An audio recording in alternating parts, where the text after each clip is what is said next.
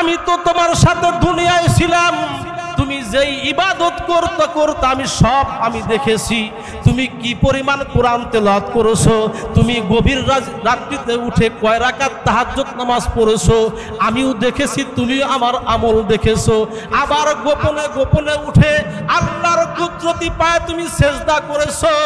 বন্ধু, আমি জানতে চাই তোমার 60-70 বছরের জিন্দেগিতে যতগুলো আমল তুমি করেছো, কোন আমলটা আল্লাহ রাব্বুল আলামিন তোমার কাছে, তোমার কোন আমলটা আল্লাহর কাছে ভালো লেগেছে, কোন আমলের কারণে আল্লাহ রাব্বুল আলামিন তোমার জন্য কবরটা জান্নাতের বাগান বানায় দিয়েছে।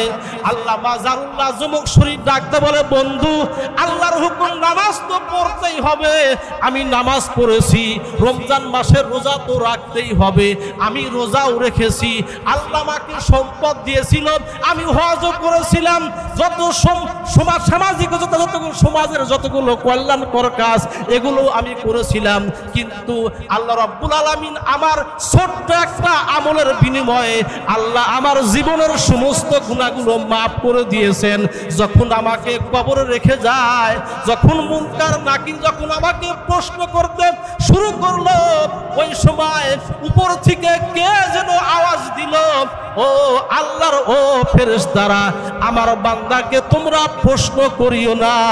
আমার বান্দা সারা জীবন আমার হুকুম আমার আইন মানছে, আমার বান্দার প্রতি আমি রাজি আছি। জোরে কোন সুবহানাল্লাহ।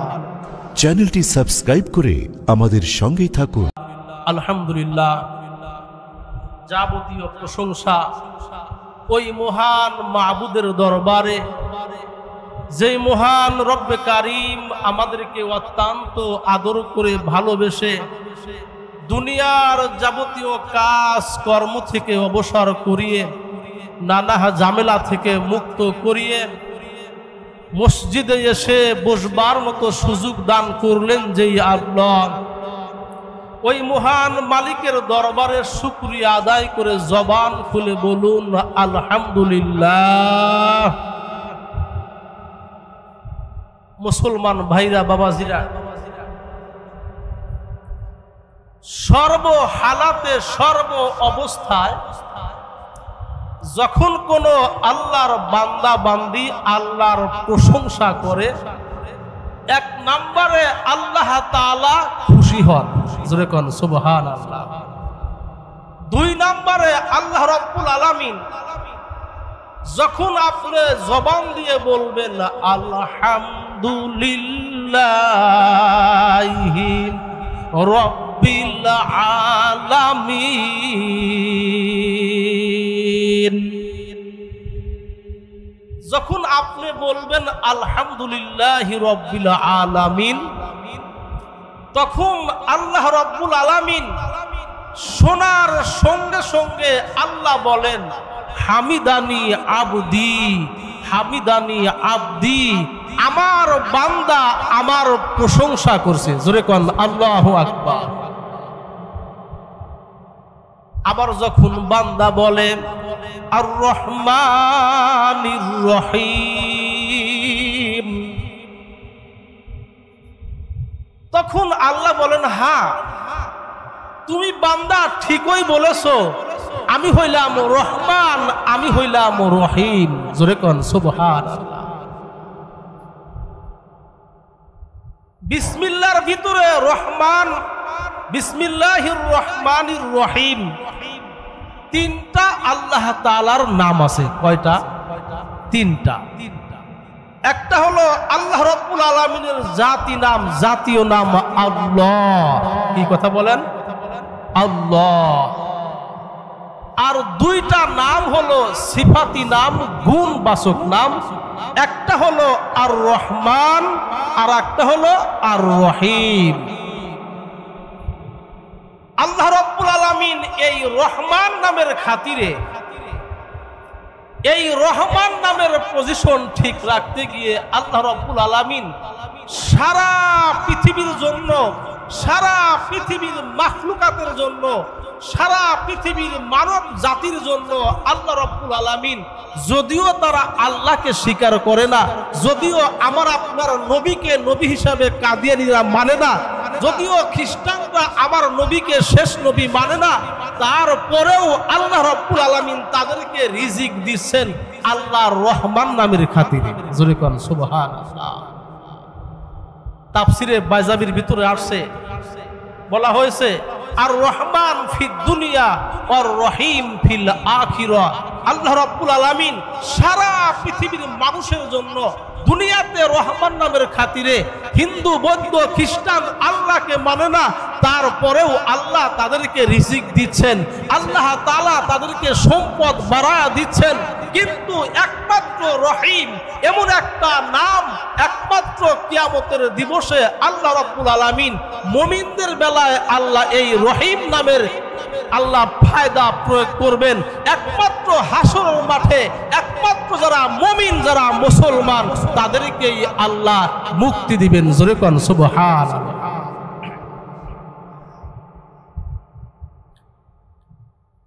আল্লাহ রাব্বুল আলামিনের প্রশংসা করলে আল্লাহ খুশি হন।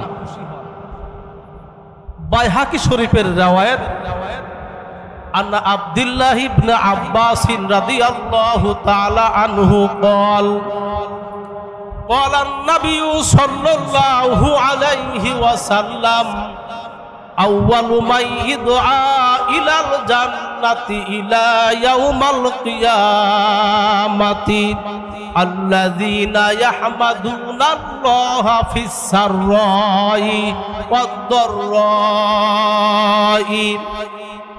নবীজি বলেন, যখন কিয়ামতের মাঠ আরম্ভ হয়ে যাবে, আল্লাহ রাব্বুল আলামিন সর্বপ্রথম একদল মানুষকে জান্নাতে যাওয়ার ঘোষণা দিবেন। জোরে কোন সুবহানাল্লাহ। বিনা হিসাবে জান্নাতে যাওয়ার অনুমতি দিয়ে দিবেন একদল মানুষদেরকে। তারা কারা?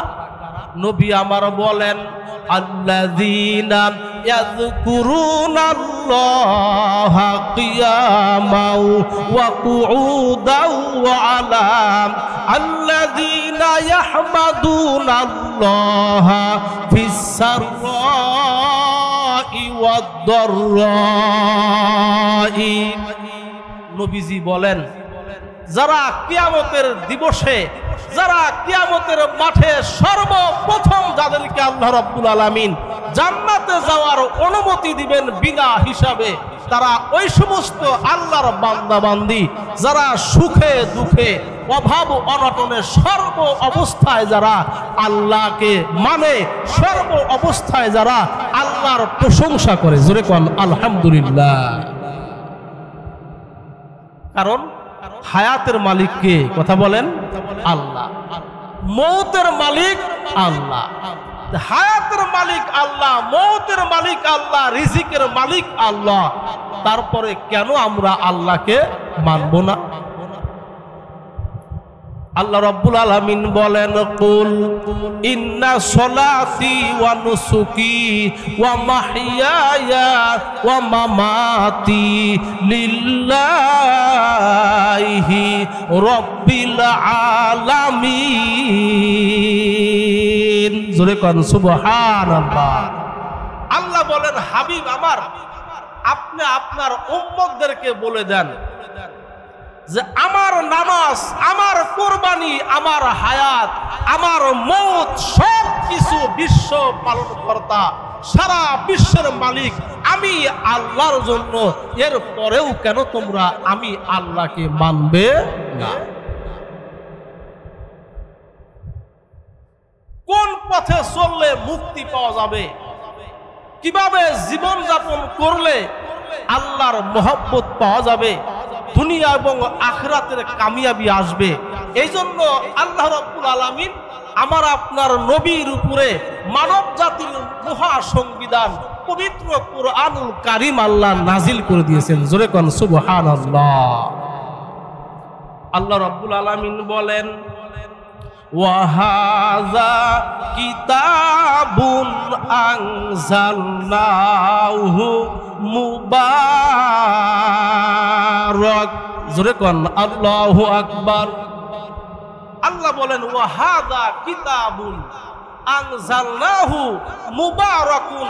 আল্লাহ বলেন, হে বিশ্ববাসী, তোমরা শুনে রাখো, এটা এমন একটা কিতাব, যেই কিতাবকে আমি আল্লাহ রাব্বুল আলামিন মুবারকময়, বরকতময় করে আমি আল্লাহ কিতাব নাজিল করেছি। কিতাবের ভিতরে কি আছে? বরকত আছে। সারা পৃথিবীতে যত বরকত আসে সব হলো কোরআনুল কারীমের খাতিরে। জোরে কোন সুবহানাল্লাহ। নবী আমার দুনিয়াতে নাই। হযরতে মূসা আলাইহিস সালাতু ওয়াস সালামের উপর আল্লাহ রাব্বুল আলামিন তাওরাত কিতাব নাজিল করেছিলেন। আল্লাহর নবী মূসা আলাইহিস সালাতু ওয়াস সালাম দুনিয়া থেকে চলে গেছেন। দুনিয়া থেকে চলে যাবার পর ওই তাওরাত কিতাবের কোনো অস্তিত্ব বর্তমান পৃথিবীতে পাওয়া যাবে না। আল্লাহ রাব্বুল আলামিন হযরতে দাউদ আলাইহিস সালাতু ওয়াস সালামের উপর আল্লাহ জাবুর শরীফ দান কিতাব নাজিল করেছিলেন।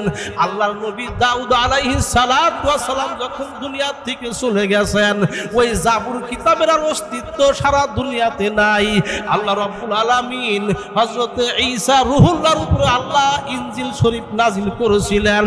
আল্লাহর নবী ঈসাকে যখন আল্লাহ রাব্বুল আলামিন আসমানে উঠায় নিয়ে গেলেন, আসমানে যাওয়ার পর আল্লাহ রাব্বুল আলামিন ওই কিতাবের কোনো অস্তিত্ব দুনিয়ার বুকে রাখেন নাই। কিন্তু আমার আপনার নবী মুহাম্মদুর রাসূলুল্লাহ সাল্লাল্লাহু আলাইহি ওয়াসাল্লাম যদিও আজ থেকে 1400 বছর পার হয়ে গেল, নবী আমার দুনিয়া থেকে মদিনায় সবুজ গম্বুজের নিচে নবী আমার শায়িত আছেন। কিন্তু নবী যদিও মদিনায় আছে, কিন্তু আমার নবী কিন্তু কোরআন নিয়ে যান নাই। জোরে কোন ঠিক কিনা? কিতাবে জিন্দা কোরআন হাকিম, কিতাবে জিন্দা কোরআন হাকিম, হিকমতে উলায়া জালাস কদিম, হিকমতে উলায়া জালাস কদিম। নবী আমার দুনিয়াতে নাই, সারা বিশ্বের মুসলিম উম্মার ঘরে ঘরে আল্লাহ রাব্বুল আলামিন কোরআনকে মুজিজা স্বরূপ রেখে দিয়েছেন। এই কোরআনের একটা অক্ষর, একটা নুকতা, একটা সাকিন পর্যন্ত পরিবর্তন হয় না, হবে না। আল্লাহ রাব্বুল আলামিন কোরআন নাজিল করে আল্লাহ আবার ঘোষণা দিয়েছেন, ইন্না নাহনু নাযালনা যিকরা ওয়া ইন্না লাহু লাহাফিজুন। জোরে কোন আল্লাহু আকবার। আল্লাহ বলেন, আমি কোরআন নাজিল করেছি, আমি এই কোরআন আমি অবতরণ করেছি। এই কোরআন সংরক্ষণের দায়িত্ব, এই কোরআন হেফাজতের দায়িত্ব আমি আল্লাহ নিয়েছি। জোরে কোন সুবহানাল্লাহ। আল্লাহ সম্পূর্ণ দায়িত্ব নিয়েছেন। কেউ ভুল ধরা একটা নুকতা, একটা হরফ যে পরিবর্তন করবে কেউ করতে পারে নাই, পারবেও না। আল্লাহর ঘোষণা। ও মুসলমান ভাইরা, আল্লাহ রাব্বুল আলামিন পরবর্তী আয়াতে বলেন, তোমরা শুনে রাখো, আমি আল্লাহ রাব্বুল আলামিন বরকতময় কোরআন নাজিল করেছি।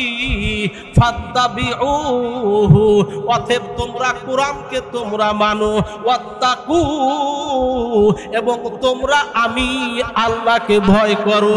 লাআল্লাকুম তুরহামুন, যদি তোমরা কোরআন মানতে পারো, যদি তোমরা আমি আল্লাহকে যথাযথ ভয় করতে পারো, লাআল্লাকুম তুরহামুন, আমি আল্লাহ তোমাদেরকে ওয়াদা দিলাম, আমি আল্লাহ রাব্বুল আলামিন তোমাদের প্রতি আমি আল্লাহ দয়া প্রদর্শন করব।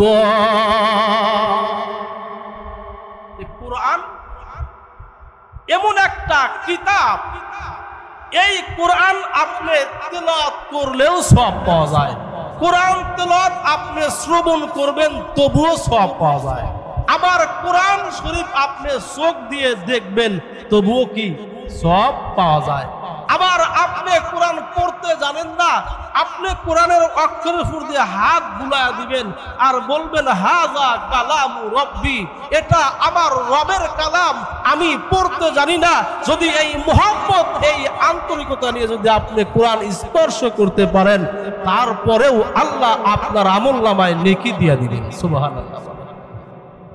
ও মুসলমান ভাইরা, আল্লাহর হাবিব মুহাম্মদুর রাসূলুল্লাহ বলেন, ওয়াকালা রাসূলুল্লাহি মুহাব্বাতান বলুন সাল্লাল্লাহু আলাইহি ওয়াসাল্লাম, খায়রুকুম মান তাআল্লামাল কুরআনা ওয়া আল্লামা। নবীজি বলেন, বুখারী শরীফের হাদিস, নবীজি বলেন তোমাদের ভিতরে তোমাদের মধ্যে সর্বোত্তম ব্যক্তি তারা যারা পবিত্র কোরআন শিক্ষা করে এবং অপরকে শিক্ষা দেয়। সুবহানাল্লাহ। নবীজি বলেন, খায়রুকুম মান তাআল্লামাল কুরআনা ওয়া আল্লামা। তোমরা শুনে রাখো, তোমরা পৃথিবীর যাকে তাকে তোমরা সর্বোত্তম বলিও না, পৃথিবীর যে কোনো মানুষকে তুমি বুদ্ধিমান বলিও না, যে কোনো মানুষকে তুমি সর্বশ্রেষ্ঠ উপাধি দিও না। নবী আমার বলেন, আমি হইলাম তোমাদের নবী, তোমাদের নেতা মুহাম্মদুর রাসূলুল্লাহ সাল্লাল্লাহু আলাইহি ওয়াসাল্লাম। আমি নবীর জবানে ঘোষণা দিয়ে গেলাম, যারা কুরআনুল কারীম শিক্ষা করবে এবং অপরকে শিক্ষা দিবে, আল্লাহ রাসূল বলেন তারাই হলো দুনিয়ার ভিতরে সর্বশ্রেষ্ঠ মানুষ। জোরে কোন সুবহানাল্লাহ। অপরাতে বলেন, ইজা মাতা যারা কবরুহু সাবউনা আলফা মিনাল মালাইকাতি ইলা ইয়াউমিল কিয়ামা। ও মুসলমান ভাইরা, আপনি কোরআন শিক্ষা করবেন, আপনি কোরআনকে মুহাব্বত করবেন, আপনার সন্তানকে আপনি কোরআন শিক্ষা দিবেন। আপনি যদি কোরআন শিক্ষা করে যদি আপনি দুনিয়া থেকে চলে যান, আপনি হায়দারপুর যে কোনো কবরস্থানে যে কোনো জায়গায় মাটির নিচে আপনি শুয়ে থাকবেন, আপনার সিনার ভিতরে যদি কোরআন থাকে, আপনার সিনার ভিতরে যদি কোরআনের মুহাব্বত থাকে, আপনার সিনার ভিতরে যদি আল্লাহর কালাম থাকে, নবী আমার বলেন ওই ব্যক্তির কবরে যদি তার সন্তান এলাকাবাসী কোন মুন্সি মৌলবী যদি নাও জিয়ারত করে, নবী আমার বলেন আমার আল্লাহ রব্বুল আলামিন কোরআনুল কারীমের খাতিরে, কোরআনের মর্যাদা রক্ষার্থে আল্লাহ রব্বুল আলামিন তার জন্য 1000 নয় 2000 নয় কিয়ামত পর্যন্ত প্রতিদিন 70000 রহমতের ফেরেশতা আপনার কবর জিয়ারত করবে। জোরে কোন সুবহানাল্লাহ। যাদের সিনার ভিতরে কোরআন আছে, যারা কোরআনকে ভালোবাসবেন, কোরআনকে মুহাব্বত করবেন, কবরে যেখানেই হোক আপনার কবর, আপনার সন্তান এলাকার মানুষ, আপনার ভাই ব্রাদার যদি কবর জিয়ারত করতে নাও যায়, আপনার সিনার ভিতরে কোরআন আছে, কোরআনের মুহাব্বত আছে, দেখবেন আল্লাহর রহমতের 70000 ফেরেশতা প্রতিদিন আপনার কবর জিয়ারত করবে, রহমতের দোয়া করবে, আপনার আমার কবরটা আল্লাহ জান্নাতের বাগান বানায়। কিভাবে? ওয়াফি রিওয়ায়াতিন কাতাওয়াফি বাইতিল আতিক। আল্লাহর নবী বলেন কিভাবে তওয়াফ করবে। নবী আমার বলেন, মানুষ যখন খানায় কাবায় যায়, যখন মক্কা শরীফ খানায় কাবা বাইতুল্লাহ শরীফ যেমন তওয়াফ করে, একজন হাফেজে কোরআন যেই ব্যক্তির সিনার ভিতরে কোরআন আছে, এমন ব্যক্তির কবরটা খানায় কাবা যেমন মানুষেরা প্রদক্ষিণ করে তওয়াফ করে, ওই রহমতের ফেরেশতাগুলো তার কবরটা কিয়ামত পর্যন্ত তওয়াফ করতে থাকবে। জোরে কোন সুবহানাল্লাহ। আর আমার কবরে আমার সন্তান কয়দিন যাইব? অতিরিক্ত 40 দিন। কয়দিন? কি তাই তো যায় না? কি বাপ মরিয়া যায়, খুঁজাও পাওয়া যায় না, 2-1 দিনে যায়। আর হুজুর কি প্রতিদিন যাইব? কোন তো প্রতিদিন যাওয়া সম্ভব? তারও তো সময়ের মূল্য আছে। 1 দিন 2 দিন কইলেন গেলাম মানবতার খাতিরে, কিন্তু ক্লাস বাদ দিয়া কাজ করতে প্রতিদিন যাওয়া কি সম্ভব? কিন্তু আপনার বাবার সন্তান, আপনি কেন যাবেন না?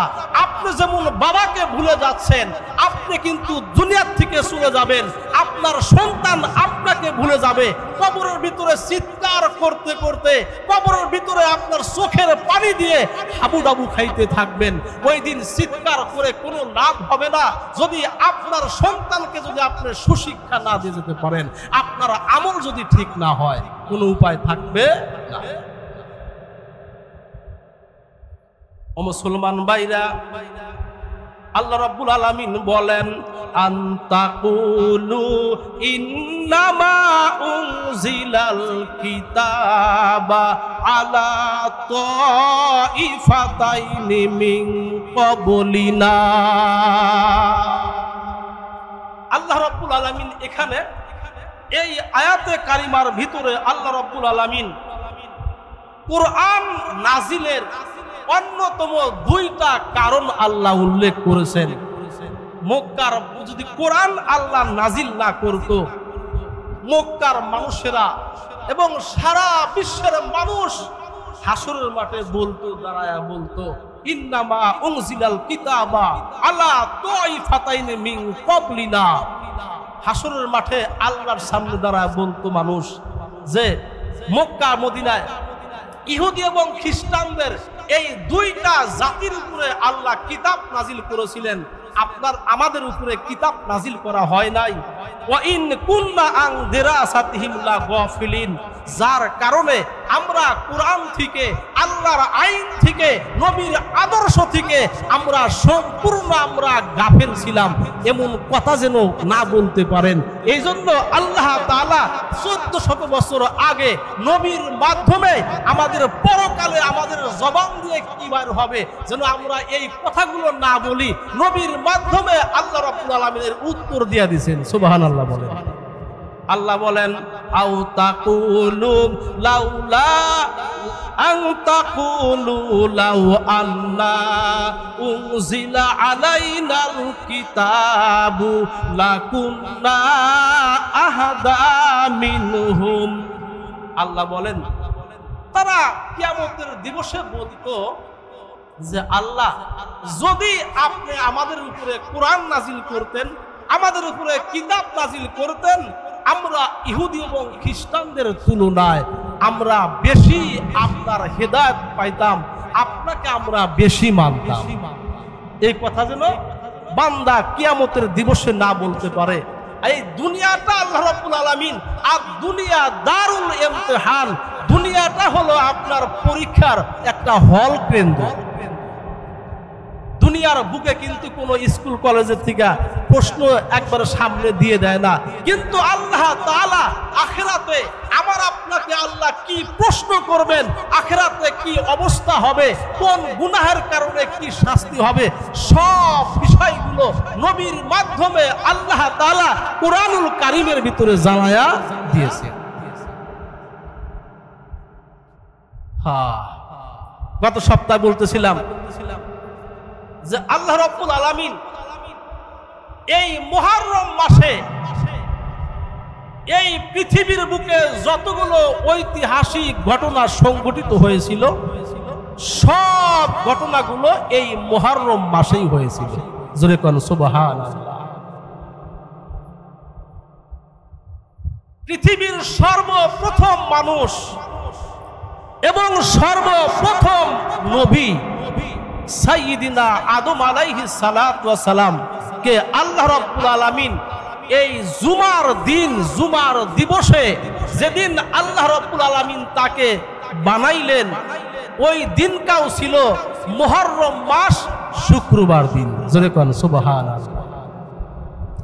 আবার আদম আলাইহিস সালাতু ওয়াস সালামের যখন পূর্ণ বডি যখন বানানো হলো, এই মাথা মুবারক বাদ দিয়ে পুরা বডি বানানো হলো, ফেরেশতারা ডাকতে বলল রব্বুল আলামিন শুধু মানুষ আদমের মাথা এই চেহারাটা বাদ দিয়ে আমরা সবকিছু আমরা বানা ফেলেছি, আল্লাহ আপনি আদমের কি সুরত কেমন চেহারা দান করবেন আপনি একটু আপনি নিজের হাতে করেন।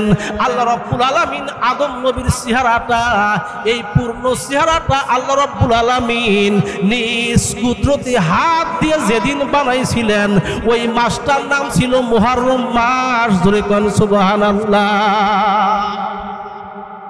আদম আলাইহিস সালাতু ওয়াস সালামকে যখন তার ভিতরে যখন আল্লাহ রাব্বুল আলামিনের রূহ দিয়া দিলেন, আদম আলাইহিস সালাতু ওয়াস সালাম নড়াচড়া আরম্ভ করলেন। মুহূর্তের ভিতরে আদম নবী দাঁড়ায় গেলেন। দাঁড়ানোর পর আদম আলাইহিস সালাতু ওয়াস সালামকে আল্লাহ বলে দিলেন, আদম তুমি সমস্ত ফেরেশতাদেরকে সালাম দাও। আদম আলাইহিস সালাতু ওয়াস সালাম সমস্ত ফেরেশতাদেরকে সালাম দিলেন। সালাম দেওয়ার সঙ্গে সঙ্গে আল্লাহর ফেরেশতারা আদম নবীর সালামের উত্তর দিয়া দিলেন। এবার আদম আলাইহিস সালাতু ওয়াস সালাম তার ভিতরে হাসি এসে গেল। আমরা হাসি দিই না? হাসি দেওয়ার পর আল্লাহ বললেন, আদম তুমি বলো আলহামদুলিল্লাহ।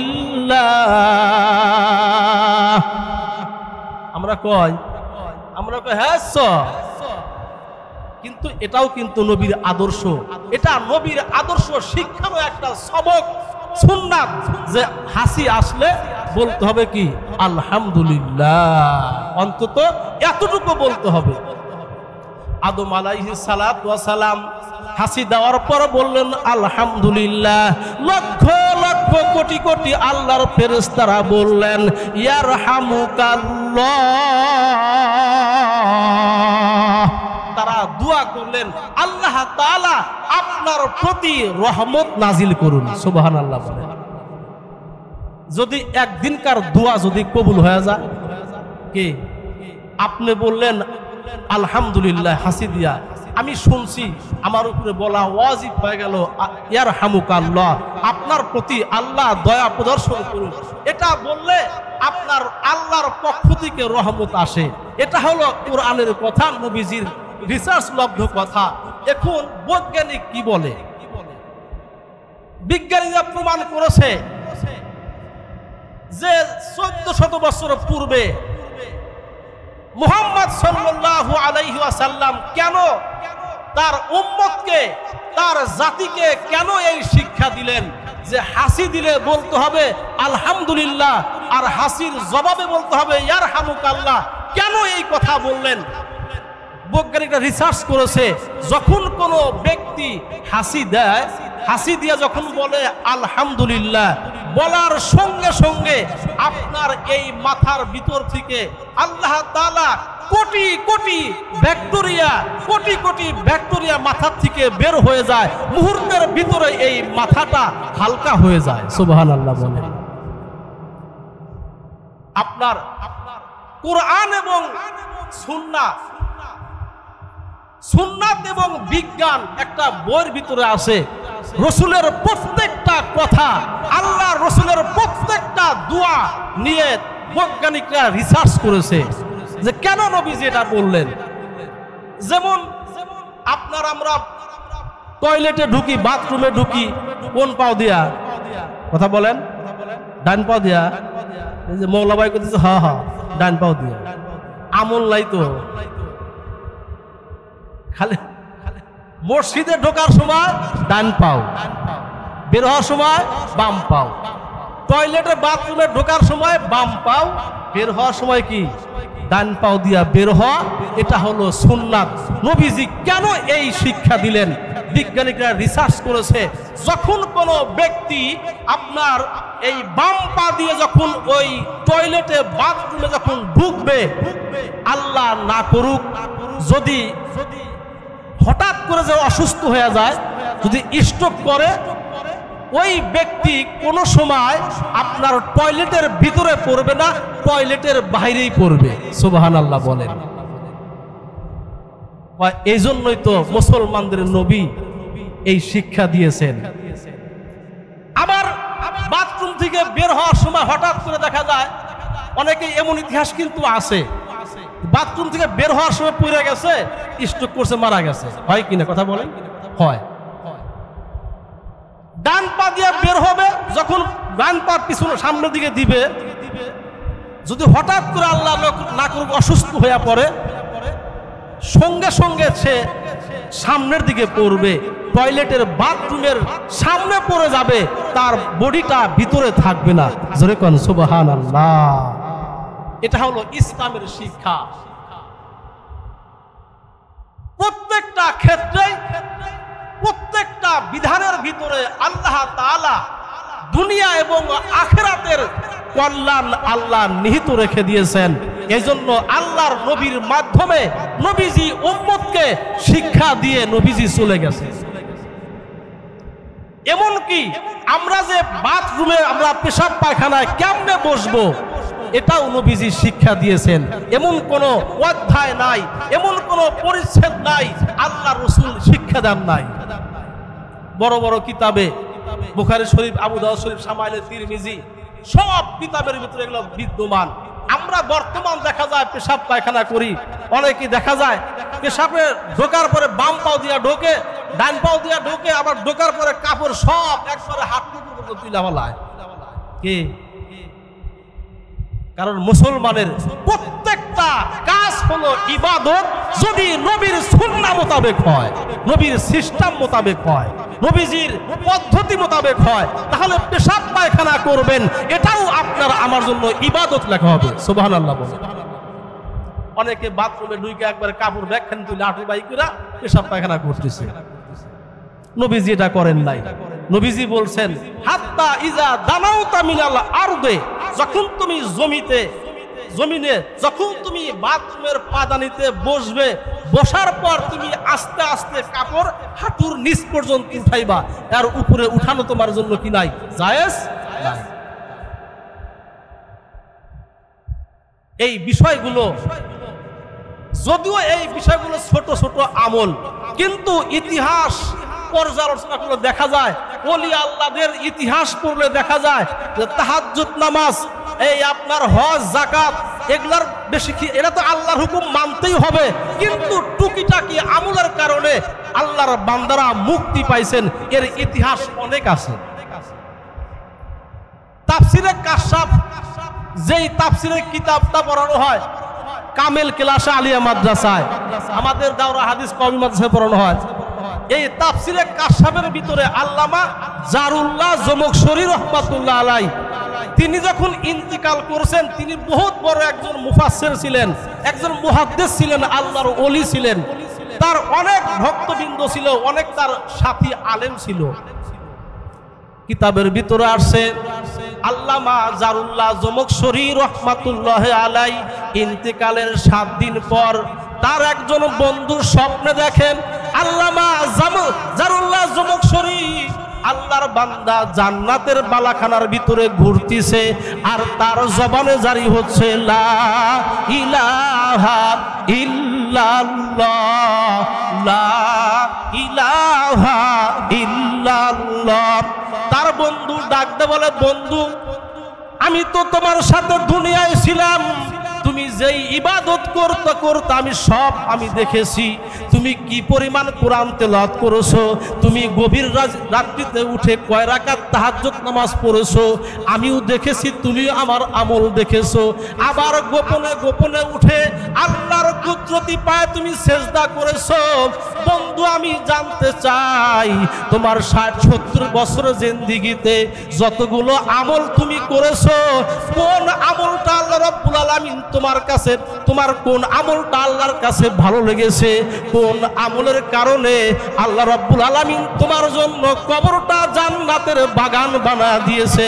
আল্লামা জারুল্লাহ জমখশরী ডাকতে বলে, বন্ধু আল্লাহর হুকুম নামাজ তো পড়তেই হবে, আমি নামাজ পড়েছি, রমজান মাসের রোজা তো রাখতেই হবে, আমি রোজাও রেখেছি, আল্লাহ আমাকে সম্পদ দিয়েছিল, আমি হজও করেছিলাম, যত সামাজিক সমাজের যতগুলো কল্যাণকর কাজ এগুলো আমি করেছিলাম, কিন্তু আল্লাহ রাব্বুল আলামিন আমার ছোট্ট একটা আমলের বিনিময়ে আল্লাহ আমার জীবনের সমস্ত গুনাহগুলো মাফ করে দিয়েছেন।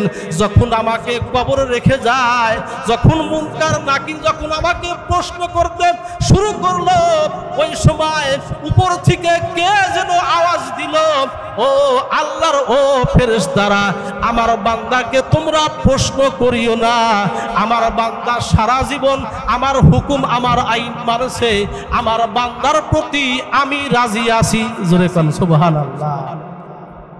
আল্লাহর যারা ভিআইপি বান্দা হবে, যারা মুমিন মুত্তাকি বান্দা যারা হবেন, তাদের প্রশ্ন কবরের প্রশ্ন পর্যন্ত হবে না। সুবহানাল্লাহ। আল্লাহর পক্ষ থেকে জবাব এসে যাবে। এবার ডাকদা বলে, বন্ধু আপনি একটু বলেন তো সে কি আমল, আমি তো দুনিয়ার বুকে আসি, আমি যেন সেই আমলটা করতে পারি। তখন আল্লামা জারুল্লাহ জমখশরী রাহমাতুল্লাহ আলাইহি তিনি বললেন, বন্ধু শুনে রাখো, আমাকে যে আল্লাহ একটা আমলের উসিলায় আমাকে মাফ করে দিয়েছেন, আমার কবরটা জান্নাতের বাগিচা বানিয়ে দিয়েছেন, ওই আমলটা হলো আমি একটা ছোট্ট একটা খাল ছিল, ছোট্ট একটা নদী ছিল, আমি নদীর পশ্চিম পারে ছিলাম, আর নদীর পূর্ব পারে একজন মুসলমান ওপার থেকে বলেছিল, হাসি দিয়ে বলেছিল আলহামদুলিল্লাহ। সে ছিল বৃদ্ধ একটা মানুষ। আমি মনে মনে ভাবলাম যে আমি এপার থেকে তার এই আলহামদুলিল্লাহ হাসির উত্তর আমি এখান থেকে দিব না, আমি 25 পয়সা খরচ করে আমি ওপারে গিয়ে আমার মুসলমান ভাইয়ের সামনে গিয়ে তার সামনে আমি দোয়া করব। জোরে কোন সুবহানাল্লাহ। আল্লাহর ওলি করলেন কি, নৌকা একটা ভাড়া করে নিয়ে ওপার গিয়ে তার সামনে গিয়ে পড়লেন ইয়ারহামুকাল্লাহ, যে আল্লাহ আপনার প্রতি দয়া করুন। আল্লাহর ওলি বলেন এই ছোট্ট আমলটা আল্লাহর কাছে এত পছন্দ হয়েছে, আল্লাহ আমার কবর আযাব পর্যন্ত আল্লাহ মাফ করে দিয়েছেন। সুবহানাল্লাহ। এই জন্য আমরা যেই আমলটা করি না কেন, ওই আমলের পিছনে আমার নবীর পদ্ধতি আছে কিনা, আমি যেই কথা বলতেছি, আমি যেই কাজটা করতেছি, এই কাজের পিছনে নবীজির সাপোর্ট আছে কিনা, মন গড়া আমল করলে হবে। এই যে নামাজের বিষয় অনেক সময় দেখি, অনেক সময় আবার ডাইরেক্ট সামনে বইলাও দেই। এই কথাগুলো কত আমি আলোচনা করেছি যে নামাজের ভিতরে ওয়াজিব হলো 14টা। কয়টা? 14টা। 1 নম্বর সূরা ফাতিহা শরীফ পড়া, 1 নম্বর কি আলহামদুলিল্লাহ সূরা পড়া, 2 নম্বরে সূরা মিলানো, তারপরে রুকু সেজদায় দেরি করা। কি রুকু যায় আবার মাথা ডানো যাবে না, ওই যে মুরগি যে আদার খায় এমন না, ধীরে স্থির ভাবে যাবেন। আল্লাহু আকবার। রুকুতে গেলেন, যায় অন্তত 3 বার বলতে হবে তাসবিহ। কয়বার? 3 বার বলা সুন্নাত। রুকুতে যে বলবেন সুবহানা রাব্বিয়াল আযীম, সুবহানা রাব্বিয়াল আযীম, সুবহানা রাব্বিয়াল আযীম। কয়বার? 3 বার বলবেন। পিঠটা টান টান থাকবে, আপনি মনে মনে কল্পনা করবেন আল্লাহ আমি গুনাহগার তোমার বান্দা, আমি তোমার সামনে, আমি তোমার ক্ষমতার সামনে আমার পিঠটা আমি টান টান করে দিয়েছি, আল্লাহ তুমি আমার শাস্তি দিয়ে হলেও তুমি আমার গুনাহ মাফ করে দাও। সুবহানাল্লাহ। রুকুতে গিয়ে সময় নিতে হবে। আবার রুকু থেকে সোজা হয়ে দাঁড়ানো কি ওয়াজিব। অনেকে রুকুতে যায়, ঠিক যায় না, আবার কি আবার সেজদায় চলে যায়, স্টিল ভাবে খাড়া হয় না। অনেক দেখি, অনেক মুরব্বী আছে এখানে, ভালো করে শুনেন, নাম কইলাম না কিন্তু, আমার 1 রাকাত নামাজ হয় না, 2 রাকাত 3 রাকাত আমার শেষ। আমার চাই কি আপনি জোরে পড়তে পারবেন? তাও তো আমি তো অনেক সময় নামাজ যে পড়াই মুসল্লিদের খেয়াল করি, কেউ দুর্বল আছে, মাজা ব্যথা আছে, তাও তো ওই হিসাবে আমি নামাজ পড়াই। বড় সুরাও শুরু করি না, অবস্থা বুঝে আমি কিরাত করি। দেখা যায় আমার দাঁড়াইতে শেষ, সালাম ফিরে বারান্দায় দাঁড়াই 2 রাকাত শেষ, আমার 2 রাকাত শেষ আর বেতের সহ কি শেষ, 4 রাকাত শেষ, বাড়ি পেয়েছে। মসজিদে যেহেতু ঢুকছেন, আল্লাহর ঘর, একটু সময় দেন, ধীরে স্থির ভাবে আল্লাহর ইবাদত করেন, গুনাহ মাফের জন্য আসা, আল্লাহর হুকুম মানা, আল্লাহর হুকুম মানবেন, এর বিনিময়ে আল্লাহ আপনার জীবনের গুনাহ মাফ করে দিবেন, আল্লাহর দুনিয়াতে আপনাকে আল্লাহ সফলতা দান করবেন। আর যদি ইবাদতে অলসতা করবেন, আরো বিপদ আপদ অভাব অনটন আরো বেশি হবে। যখন কোনো আল্লাহর বান্দা অমনোযোগ হয়ে নামাজে দাঁড়ায়, তার নামাজ আল্লাহর আরশ পর্যন্ত পৌঁছে না। আকাশে যখন উঠতে না, ফেরেশতারা চেকিং দেয়, চেক করে, যদি দেখা যায় নামাজটার নবীজির তরিকা মোতাবেক নাই, নামাজটা ঠিক হয় নাই, ফেরেশতারা কি দেয়, ওই লেকড়ার মতো দেল দেয়, একবার নাপাক জায়গায় ফালায়া দেয়। তাহলে মসজিদে আইসা যদি একটু সময় না দেন, একটু মোহাব্বত নিয়ে ইবাদত করেন, দুনিয়াতেও শান্তি হবে, আখিরাতেও শান্তি হবে। আল্লাহ তাআলা আমাদের সকলকে কথাগুলো আমল করার তৌফিক দান করুন।